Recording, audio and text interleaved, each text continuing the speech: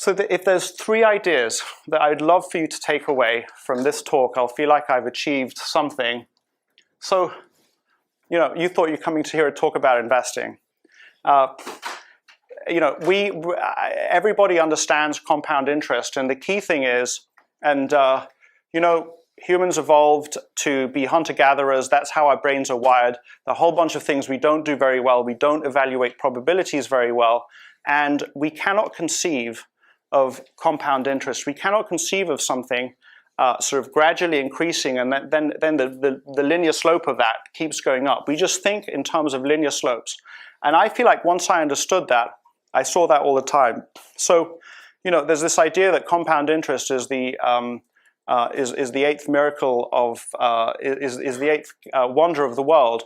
And it's quite extraordinary that if you just compound, and you can do the numbers, I show them to my investors every year, if you just compound at any rate of, for a long period of time, then the amounts get very, very large very, very quickly. But the point that I want to put to you is that you can compound goodwill over time. And so, you know, as part of my journey, I started in, so I ended up starting to invest, and I fell in love with Warren Buffett and Charlie Munger. Anything Warren Buffett and Charlie Munger, I'd consume it. Charlie Munger gave a talk where he talks about the 24 standard causes of human misjudgments.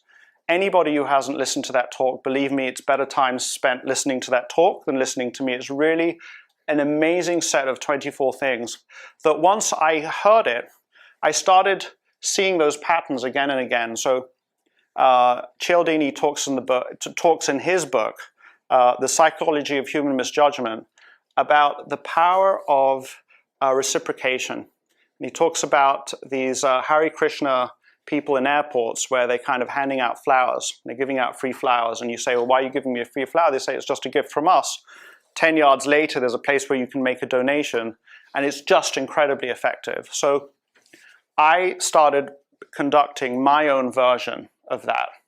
And I started and you know, it's partly born out of desperation because, you know, the standard routes to career success were now closed to me. I was handing out gifts to the doorman, the person I met in the street. I was writing thank you notes to people. And I was determined, because he describes also in the book the salesman who was the most successful car salesman who sold, I don't know how many cars in a year, but he sent out thousands of notes that basically said, I like you.